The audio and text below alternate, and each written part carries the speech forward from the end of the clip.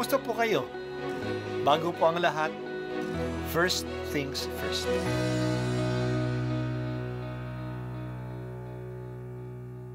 Good morning po. Sinisimulan po natin ngayon ang first things first. At dito po, tinatalakay natin sa unang bahagi ng umaga natin ay ang first readings na binabasa po sa banal na misa. Ito pong tinatalakay natin kasi madalas po marami na tayong alam tungkol sa gospel readings. Pero konti po ang nagsasalita sa first readings. Pero ang first readings, bahagi din po yan ng Biblia, ng banal na kasulatan. Kaya susubaybayan po natin ang mga first readings, basahin po natin at kuminsan kailangan ng basahin ng 2 o 3 beses bago maintindihan kasi hindi po tayo familiar sa mga istorya at sa mga kaisipan na tinatalakay dito. Ang pagbasa mula sa aklat ni Propeta Isaias. Nalalapit na ang araw, sabi ng Panginoon, na pasisibulin ko mula sa lahi ni David ang isang sangang matuwid, isang hari na buong karunungang maghahari. Paiiralin niya sa buong lupain ang batas at katarungan. Magiging matiwasay ang Huda sa panahon ng kaniyang pamamahala, at ang Israel ay mapayapang mamumuhay. Ito ang pangalang itatawag sa kanya, ang Panginoon ay matuwid. Sinasabi ng Panginoon, darating nga ang panahon na ang mga tao'y di na manunumpa ng ganito. Nariya't buhay ang Panginoong nagpalaya sa Israel mula sa Ehipto. Sa halip, sasabihin nila, saksi ko ang Panginoon na nagpalaya sa mga Israelita mula sa lupain sa hilaga, at sa lahat ng lupaing pinagtapunan ko sa kanila. Babalik sila sa sariling lupa at doon muling mamumuhay. Ang salita ng Diyos. Salamat sa Diyos. Madalas kapag narinig natin ang salitang propeta, naiisip natin isang tao na critical at na ang mensahe ay pagdating ng sakuna o pagtatalo. They are prophets of doom. Oo, madalas nga yan ang mensahe ng mga propeta sa Biblia. Pero hindi lang naman yan. Marami din sa mensahe nila ay nagbibigay ng pag-asa. Nagpapahayag din sila ng mga bagong kalagayan na darating na maganda.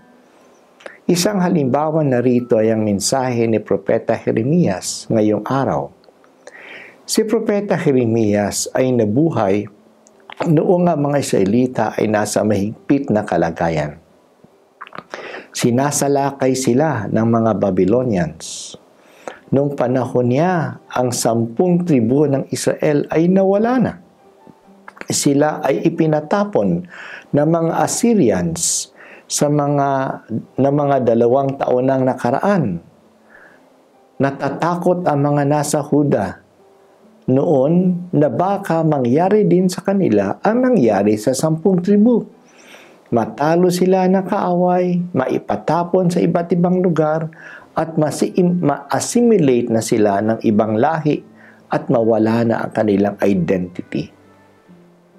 Upang palakasin ang loob nila, pinahayag ni Jeremias ang darating na panahon na pasisibulin uli ng Diyos ang lahi ni David. Darating sa lahing ito ang isang hari na maghahari sa buong lupain at paiirali niya ang pamumuno ayon sa batas at sa katarungan. Mamumuhay uli sila ng mapayapa. Ang pangalang itatawag sa haring ito ay ang Panginoon ay matuwid. Darating din ang panahon na ang mga ipinatapon noon sa iba't ibang lupain ay babalik uli sa Israel at mamumuhay sila roon ng mapayapa. Ito'y gagawin ng Panginoon, kaya siya nakilala noon na nagpalaya ng mga Israelita mula sa Ehipto ay kikilalanin na ngayon na nagpalaya sa mga Israelita sa lahat ng bansa at nagpabalik sa kanila sa kanilang bayan. Ang propesiyang ito ni Jeremias ay natupad pagdating ni Jesus. Siya ay galing sa lipi ni David.